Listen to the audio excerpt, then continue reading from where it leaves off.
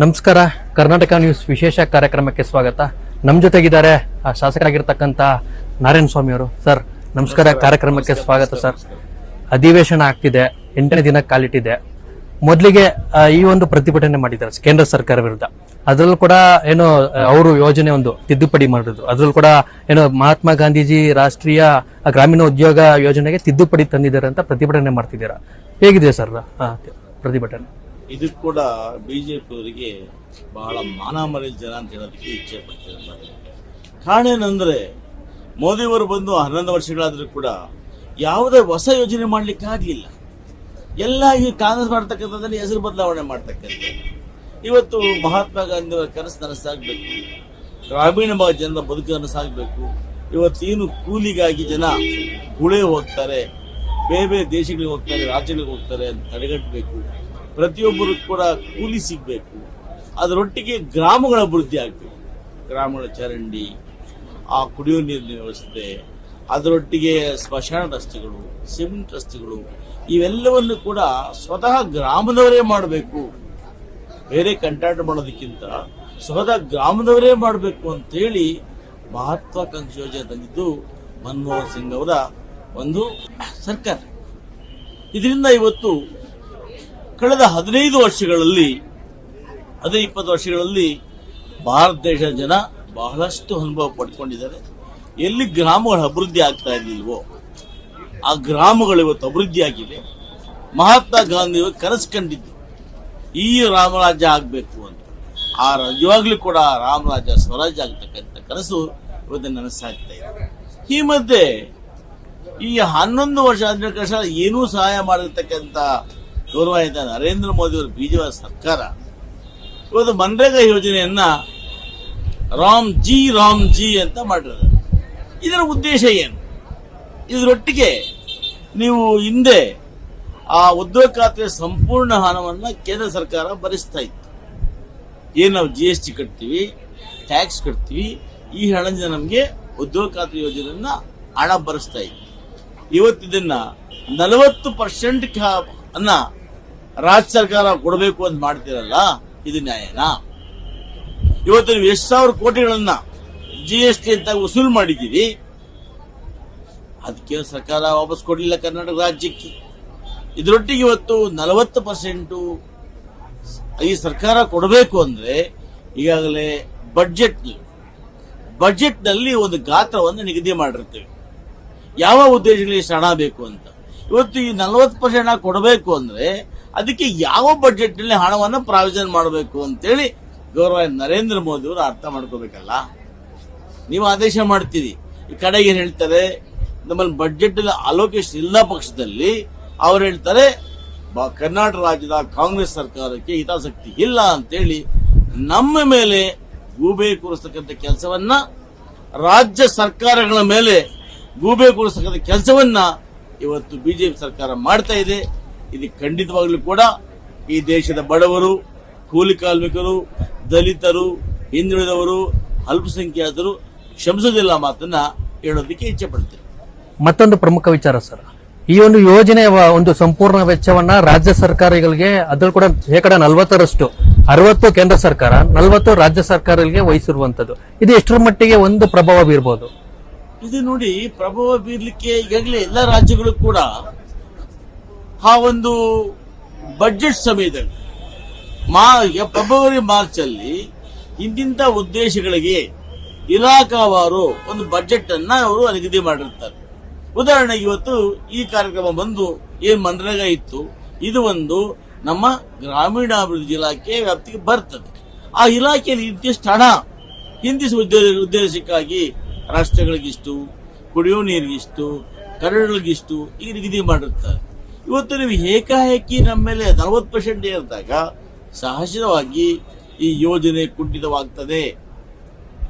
ಇದು ಖಂಡಿತವಾಗ್ಲೂ ಕೂಡ ರಾಜ್ಯ ಸರ್ಕಾರಕ್ಕೆ ಕೆಟ್ಟ ತರಬೇಕು ಅಂತ ಈ ಬಿಜೆಪಿ ಹೊರಟಿದೆ.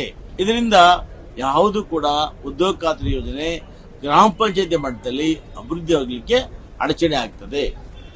ಈಗ ಒಂದು ಕಡೆ ಬಿಲ್ ಪಾಸ್ ಆಗೋಗಿದೆ ಸರ್, ಆದ್ರೆ ಕೇಂದ್ರ ಸಚಿವರು ನಿನ್ನೆ ಒಂದು ಮಾತು ಹೇಳ್ತಾರೆ, ಈ ಒಂದು ಬಿಲ್ ತರ್ತಿರುವಂತ ಉದ್ದೇಶ ಮಹಾತ್ಮ ಗಾಂಧೀಜಿಯವರ ಹೆಸರನ್ನ ಬದಲಾಯಿಸುವಂತ ನಮ್ಮ ಅಜೆಂಡಾ ಇಲ್ಲ, ಗಾಂಧೀಜಿಯವರ ಹೆಸರು ನಮ್ಮ ಹೃದಯದಲ್ಲಿದೆ ಅಂತ ಹೇಳ್ತಾರೆ. ಇದು ಎಷ್ಟರ ಮಟ್ಟಿಗೆ ಸಮರ್ಥನೆ ಮಾಡ್ಕೊಳ್ತಾರೆ ಅಂತ? ಇದ್ದಿದ್ರೆ ನೀವ್ ಯಾಕೆ ಹೆಸರು ಬದಲಾಯಿಸ್ತಾ ಇದ್ರಿ? ಭಾರತ ದೇಶಕ್ಕೆ ಸೋಲು ತಂದುಕೊಟ್ಟವರು ನೀವಾ? ಈ ಬಿಜೆಪಿ ಏನಾದ್ರು ಕೂಡ ಒಂದು ನಾಯಿ ಮರಿ ಹೋಗಿ ಏನಾದ್ರು ಕೆಲ್ಲಿ ಹೋರಾಟ ಮಾಡಿದ್ರಾ? ಒಬ್ಬ ಮನುಷ್ಯ ಹೋಗಿಲ್ಲ. ನೀವು ಇವತ್ತೇನು ಬಿಜೆಪಿ RSS ಅಂತ ಹೇಳ್ತೀರಲ್ಲ, ನೀವ್ ಯಾರಾದ್ರೂ ಕೂಡ ಭಾರತ ದೇಶ ಸ್ವಾತಂತ್ರ್ಯ ಪಡ್ಲಿಕ್ಕೆ ಹೋಗಿ ಕಷ್ಟಪಟ್ಟಿದ್ರ? ಮಹಾತ್ಮ ಗಾಂಧಿ ಅವರು ತನ್ನ ಜೀವನವನ್ನ ಮುಡಿಪಾಗಿಟ್ಟು ಎಲ್ಲವನ್ನು ತ್ಯಾಗ ಮಾಡಿ ಭಾರತ ದೇಶ ಸ್ವಾತಂತ್ರ್ಯ ತಂದುಕೊಂಡ ಮಹಾಪುರುಷ ಹೆಸರು ತೆಗಿತೀರಿ ಅಂದ್ರೆ ನಾಳೆ ಬೆಳಗ್ಗೆ ನೀವು ಸಂವಿಧಾನವನ್ನ ಬದಲಾವಣೆ ಮಾಡೋದಿಲ್ಲ ಅಂತ ಏನ್ ಗ್ಯಾರಂಟಿ? ಇವತ್ತು ಬಾಬಾ ಸಾಹೇಬ್ ಅಂಬೇಡ್ಕರ್ ಅವರು ಸಂವಿಧಾನವನ್ನು ಬರೆದು ಇಡೀ ಭಾರತ ದೇಶದ ಪ್ರತಿಯೊಬ್ಬರು ಕೂಡ ಸಮಾನವಾದ ಹಕ್ಕನ್ನು ಕಲ್ಪಿಸಿದಾರಲ್ಲ. ಈ ರಸ್ತೆಯಲ್ಲಿ ಮೂಟೆ ಹೊರಿತಕ್ಕಂಥವ್ರು ಹಿಡಿದು ದೇವಸ್ಥಾನದಲ್ಲಿ ಪೂಜೆ ಮಾಡತಕ್ಕಂಥ ಪೂಜೆಯವರೆಗೂ ಕೂಡ ಸೌಲಭ್ಯ ಕಲ್ಪಿಸಿ ಸಂವಿಧಾನ ಬರೀತಕ್ಕಂಥ ಸಂವಿಧಾನವನ್ನ ಬಿಜೆಪಿಯವರು ಬದಲಾವಣೆ ಮಾಡೋದಿಲ್ಲ ಅಂತ ಏನ್ ಗ್ಯಾರಂಟಿ? ಇವತ್ತು ನಾನು ಕೇಳ್ತೀನಿ ಕೇಂದ್ರ ಸಚಿವರನ್ನ, ನೀವು ಯಾವ ಉದ್ದೇಶಕ್ಕೋಸ್ಕರ ಮಹಾತ್ಮ ಗಾಂಧಿ ತೆಗೆದು ಜಿ ರಾಮ್ ಜಿ ಅಂತ ಇಡ್ತಾ ಇದ್ದೀರಿ? ಯಾವ ಪುರುಷಾರ್ಥಕ್ಕೋಸ್ಕರ? ಒಂದು ವೇಳೆ ನೀವೇನಾದ್ರೂ ಕೂಡ ಏನು ಸಂಪೂರ್ಣ ವೆಚ್ಚವನ್ನು ನೀವೇ ಭರಿಸಿ ಈ ಯೋಜನೆಗೆ ಅಡಿಷನಲ್ ಆಗಿ ಇನ್ನೂ ಪೂರಕವಾಗಿ ಗ್ರಾಮಗಳ ಅಭಿವೃದ್ಧಿ ಆಗ್ತಕ್ಕಂಥದ್ದು, ಹೋಬಳಿ ಅಭಿವೃದ್ಧಿ ಆಗ್ತಕ್ಕಂಥದ್ದು, ಈ ಉದ್ಯೋಗ ಸೃಷ್ಟಿ ಮಾಡ್ತಕ್ಕಂಥದ್ದು, ಇಂಥ ಸ್ಕೀಮ್ಗಳಿಗೆ ಏನಾದರೂ ಕೂಡ ಹಣವನ್ನ ಯಥೇಚ್ಛವಾಗಿ ಕೊಟ್ಟು ಜಿ ರಾಮ್ಜಿ ಆದ್ರೂ ಇಟ್ಕೊಳ್ಳಿ, ಜಿ ಮೋದಿಜಿ ಇಟ್ಕೊಳ್ಳಿ, ನಮ್ಮ ಅಭ್ಯಂತರ ಇಲ್ಲ.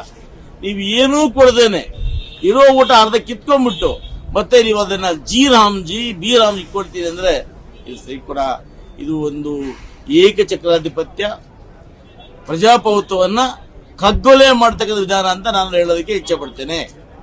ಒಂದು ಕಡೆ ಸರ್, ಕೇಂದ್ರ ಸರ್ಕಾರದಿಂದ ಮಲತಾಯಿ ಧೋರಣೆ ಏನಾದ್ರು ಆಗ್ತಿದೆ ಅಂತ, ಅನುದಾನದಲ್ಲೂ ತಾರತಮ್ಯ ಮಾಡ್ತಾರೆ, ಕೇಂದ್ರ ಯೋಜನೆಯಲ್ಲಿ ಕೂಡ ತಾರತಮ್ಯ ಮಾಡ್ತಾರೆ. ನಮಗಿವತ್ತು 2 ಲಕ್ಷ ಕೋಟಿ GST ತಗೊಂಡವರು ನಮಗೆ ಕೊಟ್ಟಿದ್ದೆಷ್ಟು? ಬರೀ 23,000. ಇದು ಸಮಂಜಸನಾ? ನಮ್ಮಿಂದ ತಗೊಂಡ ಹಣವನ್ನ ನೀವು ಬೇರೆ ರಾಜ್ಯಗಳಿಗೆ ಕೊಡ್ತೀರಿ, ಬಿಹಾರಕ್ಕೆ ಕೊಡ್ತೀರಿ, ಮಧ್ಯಪ್ರದೇಶಕ್ಕೆ ಕೊಡ್ತೀರಿ, ಅಲ್ಲಿ ಕೊಡ್ತೀರಿ. ಹಣ ನಮ್ಮದು. ನೋಡಿ, 2ನೇ ದೊಡ್ಡ ಸ್ಥಾನ ನಮ್ದು ಭಾರತ ದೇಶದಲ್ಲಿ. ಮೊದಲನೇ ಸ್ಥಾನ ಮಹಾರಾಷ್ಟ್ರ, 2ನೇ ಸ್ಥಾನ ಕರ್ನಾಟಕ. ಏನು ಸುಂಕ ವಸೂಲಿ ಕೊಡ್ತಕ್ಕಂಥದ್ದು. ಈ ನಮ್ಮ ಹಣ ತಗೊಂಡು ನಾವು ಕೋರ್ಟಲ್ಲಿ ಕೇಸ್ ಹಾಕಿ ಹಣ ತಗೋಬೇಕು. ಎಂತ ಪರಿಸ್ಥಿತಿ ಅಂದ್ರೆ ನಾವು ಕೋರ್ಟಲ್ಲಿ ಕೇಸ್ ಹಾಕಿ ನಮ್ಮ ಹತ್ರ ಹಣ ತಗೋಬೇಕು. ಅಂತ ಪರಿಸ್ಥಿತಿ ಸೃಷ್ಟಿ ಮಾಡಿ ಮಲತಾಯಿ ಧೋರಣೆಯನ್ನ ಇರ್ತಕ್ಕಂಥ ಕಾಂಗ್ರೆಸ್ ಸರ್ಕಾರವನ್ನ ಸಂಪೂರ್ಣವಾಗಿ ಮುಗಿಸಬೇಕು ಅಂದ್ರೆ ಈ ಒಂದು ಭಾರತೀಯ ಜನತಾ ಪಕ್ಷದ ಅಜೆಂಡಾ. ಮುಂದಿನ ದಿನಗಳಲ್ಲಿ ಕೇಂದ್ರ ಸರ್ಕಾರದ ನಿಮ್ಮ ಹೋರಾಟ ಹೇಗಿರುತ್ತೆ ಸರ್? ಯಾಕಂತಂದ್ರೆ ಈಗ ಪ್ರತಿಭಟನೆ ಮಾಡಿದ್ದೀರಾ, ಚಳಿಗಾಲದ ಅಧಿವೇಶನ ಆಗ್ತಿದೆ.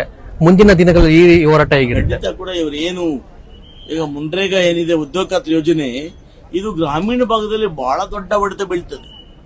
ನಿಜವಾಗ್ಲೂ ಕೂಡ ಕೂಲಿ ಮಾಡ್ತಕ್ಕಂಥವ್ರಿಗೆ, ಕಲ್ಲು ಹೊಡಿತಕ್ಕಂಥವ್ರಿಗೆ, ಮಣ್ಣು ಸಪ್ಲೈ ಮಾಡ್ತಕ್ಕಂಥವ್ರಿಗೆ, ಮರಳು ಸಪ್ಲೈ ಮಾಡ್ತಕ್ಕಂಥವ್ರಿಗೆ, ಕ್ರೆಸರ್ ಮಾಲೀಕರುಗಳಿಗೆ, ಇದರೊಟ್ಟಿಗೆ ಸಣ್ಣ ಪಣ್ಣ ಗುಡಿ ಕೈಗಾರಿಕೆ ಮಾಡ್ತಕ್ಕಂಥವ್ರಿಗೆ ನೇರವಾಗಿ ಹೊಡೆತ ಬೀಳ್ತದೆ. ಇವತ್ತು ಉದ್ಯೋಗ ಖಾತ್ರಿಯಿಂದ ಬಹಳಷ್ಟು ಬಡ ಕುಟುಂಬ ಜೀವನ ಮಾಡ್ತಾರೆ ಗ್ರಾಮೀಣ ಭಾಗದಲ್ಲಿ. ಆ ಗ್ರಾಮಗಳಲ್ಲಿ ಅವರೇ ಇವತ್ತು ಆ ಕೂಲಿ ಮಾಡಿ ಸಂಜೆ ಮನೆಗೆ ಹೋಗಿ ಆ ಸರ್ಕಾರ ತಗೊಂಡ ಕೂಲಿಯಿಂದ ಜೀವನ ಮಾಡ್ತಾ ಇದ್ದಾರೆ. ಅಂತ ಒಂದು ಇದನ್ನ ಇವತ್ತು ನೀವು ನೇರವಾಗಿ ಬಡ ಹೊಟ್ಟೆ ಹೊಡಿತೀರಿ ಅಂದ್ರೆ ಇದಕ್ಕೆ ರಾಜ್ಯದ ಪ್ರತಿಭಟನೆ ಆಗ್ತದೆ. ಇದರ ಪ್ರತಿಫಲವನ್ನ ಮುಂದೆ ಬಿಜೆಪಿ ಭಾರತೀಯ ಜನತಾ ಪಕ್ಷ ಉಣ್ಣಬೇಕಾಗ್ತದೆ ಅಂತ ನಾನು ಸ್ಪಷ್ಟವಾಗಿ ಹೇಳ್ತೇನೆ. ಸರ್, ಈಗ ರಾಜ್ಯ ರಾಜಕಾರಣ ಬಗ್ಗೆ ಬರೋಣ. ಚಳಿಗಾಲದ ಅಧಿವೇಶನ ಆಗ್ತಿದೆ, 8ನೇ ದಿನಕ್ಕೆ ಕಾಲಿಟ್ಟಿದೆ. ಒಂದ್ ಕಡೆ ಸರ್ಕಾರಕ್ಕೆ ಪ್ರತಿಭಟನೆಗಳ ಬಿಸಿ ತಡ್ತಾನೆ ಇದೆ. ವಿರೋಧ ಪಕ್ಷಗಳು ಕೂಡ ಒಂದು ವಾರದ ದಿನ ಒಂದು ಕಲಾಪನ ಮುಂದೂಡಿಕೆ ಮಾಡಿ ಅಂತ ಆಗ್ರಹ ವ್ಯಕ್ತಪಡಿಸ್ತಾ ಇದ್ದಾರೆ. ಈ ನಿಮ್ಮ ಕ್ಷೇತ್ರದ ಪರವಾಗಿ ಚರ್ಚೆ ಆಗ್ತಿದೆ, ಅಭಿವೃದ್ಧಿ ವಿಚಾರ ಚರ್ಚೆ ಆಗ್ತಿದೆ ಸರ್? ಖಂಡಿತ ಆಗ್ತಿದೆಯಲ್ಲ. ಇವತ್ತು ಇಲ್ಲಿ ಮಾಡಬೇಕಾದ ಉದ್ದೇಶ ಉತ್ತರ ಕರ್ನಾಟಕ ಭಾಗದ ಜನರ ಸಮಸ್ಯೆಗಳನ್ನು ಆಲಿಸಬೇಕು ಅಂತ.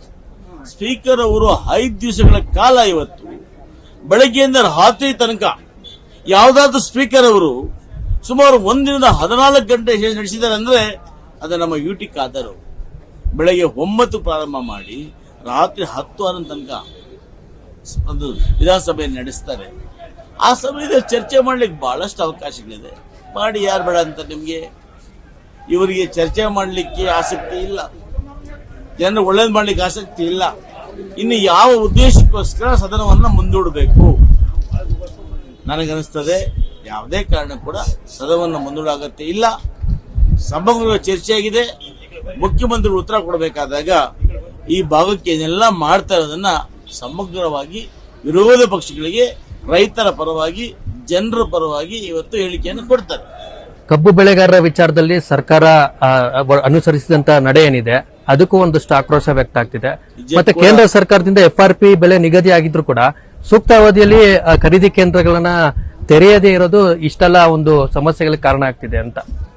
ಇವತ್ತು ಕಬ್ಬು ಬೆಳೆಗಾರರ ಸಮಸ್ಯೆಯನ್ನ ಒಂದು ತಿಂಗಳ ಮುಂದೆನೆ ಈ ಕಬ್ಬು ಬೆಳೆಗಾರ ರೈತರ ಒಟ್ಟಿಗೆ ಅದರ ಜೊತೆಯಲ್ಲಿ ಈ ಮಾಲೀಕರನ್ನು ಸೇರಿಸಿ ಯಾರಾದರೂ ಕೂಡ ಮುಖ್ಯಮಂತ್ರಿ ಒಮ್ಮೆಲೆ ಚರ್ಚೆ ಮಾಡಿ ಸೂಕ್ತ ತೀರ್ಮಾನ ಕೊಟ್ಟಿದ್ದಾರೆ ಅಂದ್ರೆ ಅದು ಕಾಂಗ್ರೆಸ್ ಸರ್ಕಾರದ ಸಿದ್ದರಾಮಯ್ಯವರು. ಇದರಿಂದ ಬಹುಶಃ 90% ರೈತರು ಮತ್ತು ಆ ಮಿಲ್ ಮಾಲೀಕರು ಒಪ್ಕೊಂಡಿದ್ದಾರೆ. ಕೆಲವರು ಉದ್ದೇಶಪೂರ್ವಕವಾಗಿ ಬಿಜೆಪಿಯಲ್ಲಿ JDS ಗುರುತಿಸಿಕೊಂಡಿರ್ತಕ್ಕಂಥವರು ಪ್ರಯತ್ನ ಮಾಡಬೇಕು ಅಂತ ಮಾಡ್ತಾ ಇದ್ದಾರೆ. ಈಗ ಕೂಡ ಇವತ್ತೇನು 3,005 ರೂಪಾಯಿಗಳನ್ನ 300 ರೂಪಾಯಿಗಳನ್ನ ಸರ್ಕಾರ ನಿಗದಿ ಮಾಡಿದೆ. ಇದು ಇದುವರೆಗೂ ಯಾರು ಅಷ್ಟು ಅಮೌಂಟ್ ಅದು ಮೊತ್ತ ಮಾಡಿರಲಿಲ್ಲ.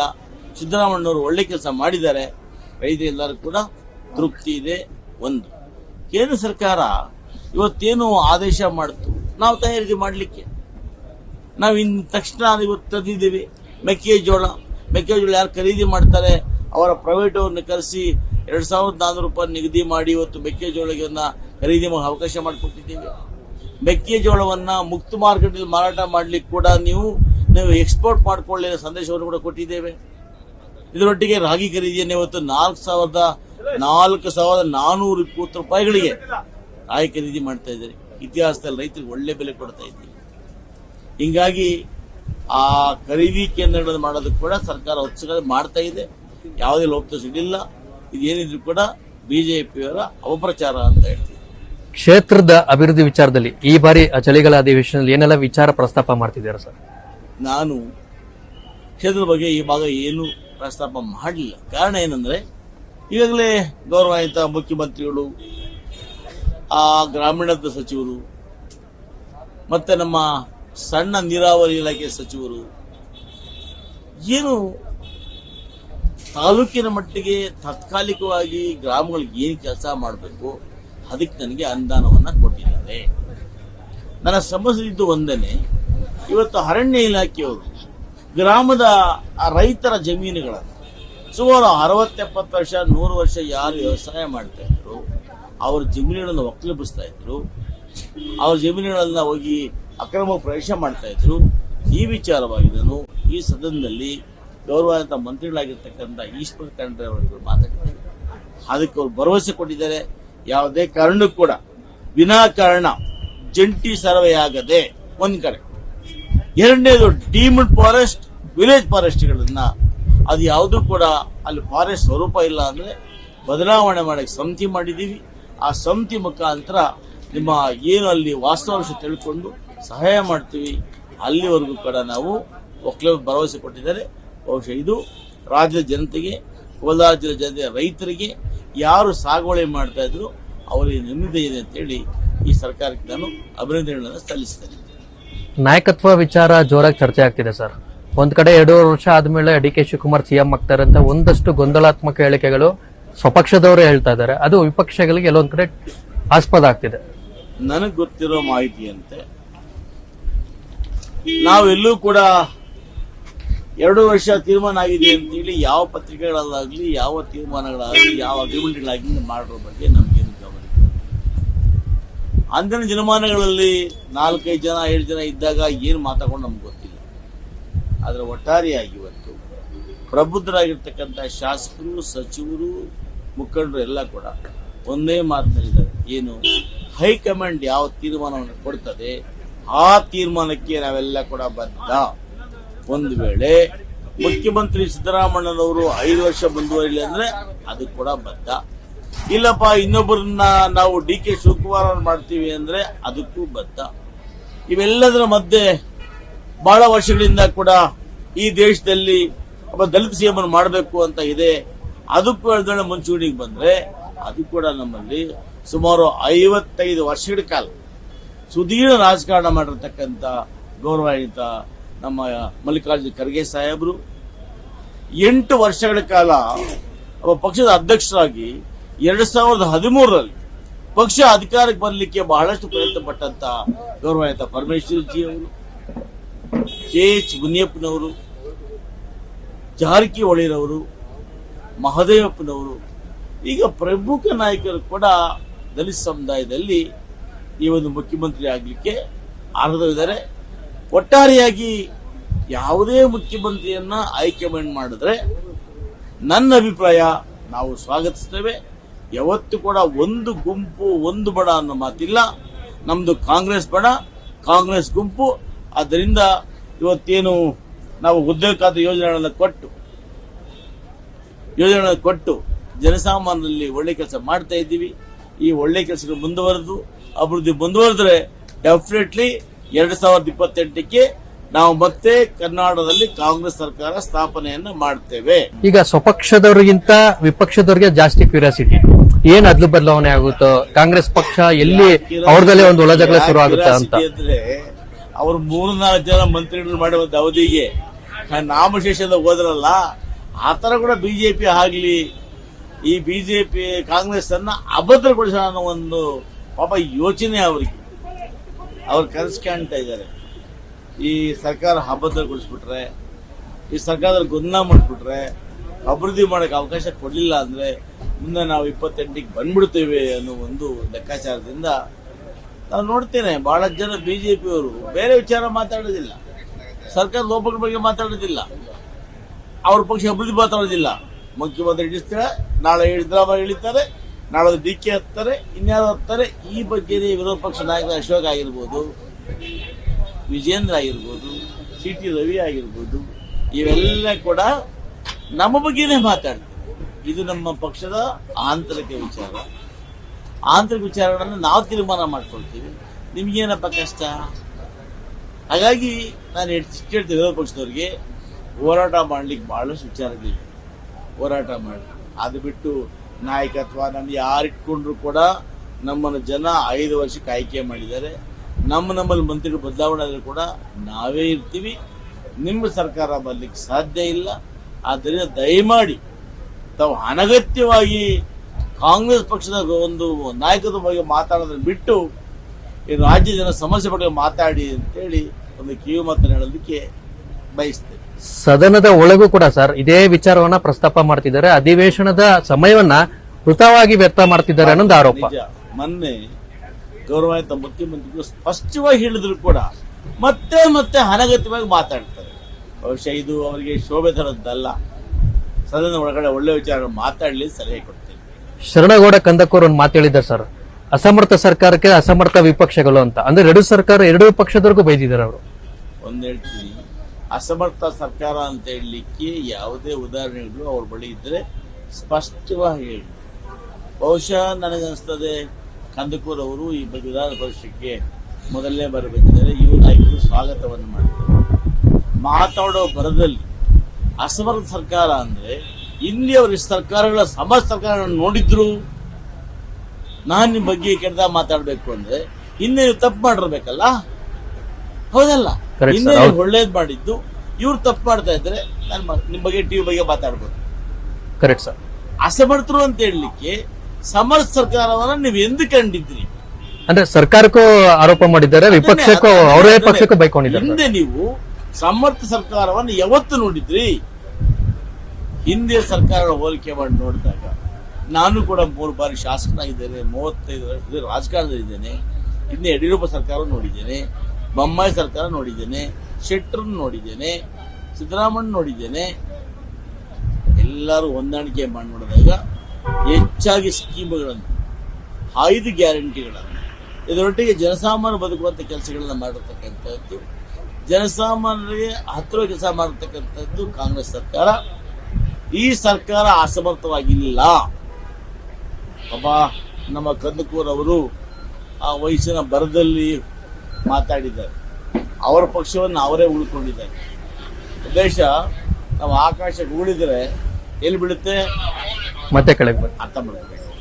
ಆದರೆ ನನ್ನ ಪ್ರಕಾರ ಈ ಸರ್ಕಾರ ಸಮರ್ಥ ಕೆಲಸ ಮಾಡ್ತಾ ಇದೆ. ನಾಯಕತ್ವ ಗೊಂದಲ ಸೃಷ್ಟಿಯಾಗಿದ್ರು ಕೂಡ ಯಾವುದೇ ಹಗರಣ ಹಿಡಿಲ್ಲದೆ, ಜನರ ಹಣ ದುರುಪಯೋಗ ಮಾಡದೆ, ಎಲ್ಲ ಹಣವನ್ನ 5 ಗ್ಯಾರಂಟಿ ಇದೆ, ಅಲ್ಲಿ 100 ರೂಪಾಯಿ ದುರುಪಯೋಗ ಆಗ್ತಾ ಇಲ್ಲ. ನಿಮ್ಮ ಅಕೌಂಟ್ ನೇರವಾಗಿ ಹಣ ಬಂದ್ಬಿಡುತ್ತೆ. ಮಧ್ಯವರ್ತಿಗೆ ಕಾಟ ಇಲ್ಲ, ಜಾತಿ ಇಲ್ಲ, ಪಕ್ಷ ಇಲ್ಲ, ಭೇದ ಇಲ್ಲ. ಬಸ್ಸಲ್ಲಿ ಪ್ರಯಾಣ ಮಾಡ್ತೀವಿ, ಇಂಪ್ಲಾಯ್ಸ್ ಬೇಕಾ? No implies. ಇಂಪ್ಲಾಯ್ಸ್ ಇಲ್ಲದೆ ನೇರವಾಗಿ ಆ ಫಲಾನುಭವಿ ಬಸ್ಸಲ್ಲಿ ಪ್ರಯಾಣ ಮಾಡ್ತಾನೆ. ಹಕ್ಕಿ ಜಾತ್ಯತೀತವಾಗಿ ಯಾರು ಬಡವರಿದ್ದೀರೋ ಅವರಿಗೆ ಒಂದ್ಸಲ ಹಕ್ಕಿ ಸಿಗ್ತದೆ. 2,000 ರೂಪಾಯಿ ಹೆಣ್ಮಗಳು ಸಿಗ್ತದೆ. ಇದೇನು ಯಾವ ಸರ್ಕಾರ ಮಾಡಿತ್ತಾ? ಭಾರತ ದೇಶದಲ್ಲಿ ಈ ಮೋದಿ ಆಡಳಿತ ಸುಮಾರು 26-27 ರಾಜ್ಯಗಳಲ್ಲಿ ಯಾವುದಾದ್ರೂ ರಾಜ್ಯದಲ್ಲಿ ಬಡವರಿಗೆ ನೇರವಾಗಿ ಹಣ ಕೊಡುವಂತ ಪದ್ಧತಿ ಇದೆಯಾ? ಅದು ಕೇಳ್ತೇನೆ. ಬಿಜೆಪಿಯ ಅಂಗಪಕ್ಷವಾಗಿರ್ತಕ್ಕಂಥ JDS ನ ಶರಣಗೌಡ ಕುದುಕೂರ್ ಅವರೇ, ನಿಮಗಿನ್ನೂ ಭವಿಷ್ಯ ಇದೆ. ನನ್ನ ಪ್ರಕಾರ ಸಿದ್ದರಾಮಯ್ಯ ಸರ್ಕಾರ ಅಸಮರ್ಥ ಅಲ್ಲ. ಅಸಮರ್ಥ ಸರ್ಕಾರ ಏನಾದರೂ ಇದ್ದರೆ ಈ ದೇಶದಲ್ಲಿ ನೀವು ಹೊಂದಾಣಿಕೆ ಮಾಡಿಕೊಂಡಿರ್ತಕ್ಕಂಥ ಬಿಜೆಪಿ ಸರ್ಕಾರ ಅಂತೇಳಿ ಒಬ್ಬ ಆತ್ಮೀಯ ಸಹೋದರನಿಗೆ ನಾನು ಕಿವಿ ಮಾತನ್ನ ಹೇಳ್ತೇನೆ. ಗ್ಯಾರಂಟಿ ಯೋಜನೆ ಅಂತ ಹೇಳ್ತಿದ್ರಿ ಸರ್. ಪ್ರಮುಖವಾಗಿ ಸ್ತ್ರೀ ಶಕ್ತಿ ಯೋಜನೆ ಸರ್ಕಾರದ ಅತ್ಯಂತ ಯಶಸ್ವಿ ಯೋಜನೆಗಳು ಒಂದಾಗಿದೆ. ಆದ್ರೆ ಈಗ ಸರ್ಕಾರದ ಮಟ್ಟದಲ್ಲಿ ಒಂದು ಚಿಂತನೆ ಆರಂಭ ಆಗಿದೆ, ಸ್ತ್ರೀ ಶಕ್ತಿ ಯೋಜನೆಯನ್ನ ಪರಿಷ್ಕರಣೆ ಮಾಡಬೇಕು ಅಂತ. ಕಾರಣ ಮಂಡ್ಯ ಆಗಿರ್ಬೋದು, ತುಮಕೂರು ಆಗಿರ್ಬೋದು, ನೆರೆಹೊರೆ ಜಿಲ್ಲೆಗಳಿಂದ ಸರ್ಕಾರಿ ಉದ್ಯೋಗಿಗಳು ಬರ್ತಾರೆ, ಅವರಿಗೆ ಆ ಒಂದು ಯೋಜನೆ ಬಳಸ್ಕೊತಾ ಇದ್ದಾರೆ. ಇದರಿಂದ ಅವು 2 ಯೋಜನೆಗಳು ಅಂದ್ರೆ ಸರ್ಕಾರದಿಂದ TADA ಸಿಗುತ್ತೆ, ಜೊತೆಗೆ ಸ್ತ್ರೀ ಶಕ್ತಿ ಯೋಜನೆ ಬಳಸ್ಕೊತಾರೆ. ಅದು ಹೆಂಗೆ ಸರ್, ಆ ಯೋಜನೆ ಹೆಂಗೆ ಅಂತ ಪರಿಷ್ಕರಣೆ ಮಾಡೋದು ಅಗತ್ಯ ಇದೆ ನಾನು ಭಾವಿಸ್ತೇನೆ. ಯಾಕಂದ್ರೆ ನಾವು ಮಾಡಿರ್ತಕ್ಕಂಥ ಯಾರು ಕಡು ಬಡವರಿದ್ದಾರೆ, ಯಾರು ಅಸಮರ್ಥರಿದ್ದಾರೆ, ಅವರು ಸಿಗ್ಬೇಕು. ಅಂತ ಖಂಡಿತ ಪರಿಷ್ಕರಣೆ ಮಾಡಲಿ. ಯಾರು BPL ಕಾರ್ಡ್ ಹೊಡಿದ್ದಾರೆ, ಯಾರು ಗ್ರಾಮೀಣ ಮಹಿಳೆ ಇದ್ದಾರೆ, ಅವರಿಗೆ ಅದು ಮಾಡಿದ್ರೆ ನಾವು ಸ್ವಾಗತವನ್ನು ಮಾಡ್ತೇವೆ. ಫೈನಲ್ ಕ್ವಶನ್ ಸರ್, ಸಚಿವ ಸಂಪುಟ ಬದಲಾವಣೆ ಆದ್ರೆ ತಮಗೊಂದು ಸ್ಥಾನ ಸಿಗಬಹುದಾ? ಆ ನಿರೀಕ್ಷೆ ಇಟ್ಕೋಬಹುದಾ ಕ್ಷೇತ್ರದ ಜನತೆ ಆಗಿರ್ಬೋದು ಅಥವಾ ಇಡೀ ರಾಜ್ಯ? ಸರ್, ಇದುವರೆಗೂ ವಿದ್ಯಮಾನಗಳ ಪ್ರಕಾರ ನಾನು ಕಂಡಂತೆ ಈಗಾಗಲೇ ಗೌರವಾಯುತ ರಾಷ್ಟ್ರೀಯ ಅಧ್ಯಕ್ಷರಾಗಿರ್ತಕ್ಕಂಥ ಮಲ್ಲಿಕಾರ್ಜುನ್ ಜಿ ಸಾಹೇಬರನ್ನ, ಮುಖ್ಯಮಂತ್ರಿಗಳಾಗಿರ್ತಕ್ಕಂಥ ಸನ್ಮಾನ್ಯ ಸಿದ್ದರಾಮಯ್ಯ ಸಾಹೇಬರನ್ನ, ನಮ್ಮ ಉಪಮುಖ್ಯಮಂತ್ರಿಗಳಾಗಿರ್ತಕ್ಕಂಥ DK ಶಿವಕುಮಾರ್ ಸಾಹೇಬರನ್ನ ಕೂಡ ನಾನು ಮನವಿ ಮಾಡಿದ್ದೇನೆ. ನನ್ನ ಜಿಲ್ಲೆಯವರಿಗೆ ಯಾರು ಕೂಡ, ವಿಶೇಷವಾಗಿ ಬಲಗೈ ಸಮುದಾಯವರು, ಭಾರತ ದೇಶದಲ್ಲಿ ಕೋಲಾರ ಜಿಲ್ಲೆಯಲ್ಲಿ 2ನೇ highest ಇರ್ತಕ್ಕಂಥದ್ದು ಬಲಗೈ ಸಮುದಾಯ. ಇಂಥ ಸಮುದಾಯದಲ್ಲಿ 65 ವರ್ಷಗಳ ಹಿಂದೆ ಚೆನ್ನೈನವರನ್ನು ಬಿಟ್ಟ ನಂತರ ಆ ಸಮುದಾಯದವರಿಗೆ ಯಾರಿಗೂ ಅವಕಾಶ ಸಿಕ್ಕಿಲ್ಲ. ಕೇವಲ ಕೋಲಾರ ಜಿಲ್ಲೆಯಲ್ಲೆಲ್ಲ, ಕೋಲಾರ, ಚಿಕ್ಕಬಳ್ಳಾಪುರ, ಬೆಂಗಳೂರು ಗ್ರಾಮಾಂತರ, ಈ 3 ಜಿಲ್ಲೆಯಲ್ಲಿ ಆ ಸಮುದಾಯ ಅವಕಾಶ ಸಿಕ್ಕಿಲ್ಲ. ಬಹುಶಃ ಆ ಸಮುದಾಯದ ಜನ ಇವತ್ತು ಅವಕಾಶ ಕಾಯ್ತಾ ಇದ್ದಾರೆ.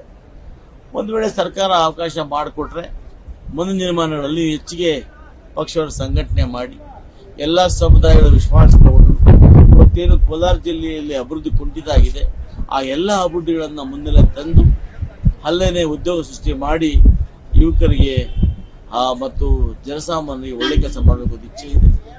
ಸರ್ಕಾರ ಅವಕಾಶ ಕೊಟ್ಟರೆ ಖಂಡಿತ ಕೂಡ ಅದು ಮಾಡ್ತಾರೆ. ಸರ್, ಇಷ್ಟೊತ್ತು ತಮ್ಮ ಒಂದು ವ್ಯಾಲ್ಯೂಯಬಲ್ ಟೈಮ್ನ ನಮ್ಮ ಕರ್ನಾಟಕ ನ್ಯೂಸ್ ಬೀಟ್ ವಾಹಿನಿಯಲ್ಲಿ ತೊಡಗಿಸ್ಕೊಂಡಿದ್ದೀರಾ. ಮುಂದೆ ಇನ್ನು ಅಧಿವೇಶನ 2 ದಿನ ಬಾಕಿ ಇದೆ, ಇನ್ನಷ್ಟು ವಿಚಾರಗಳು ತಾವು ಪ್ರಸ್ತಾಪ ಆಗಲಿ.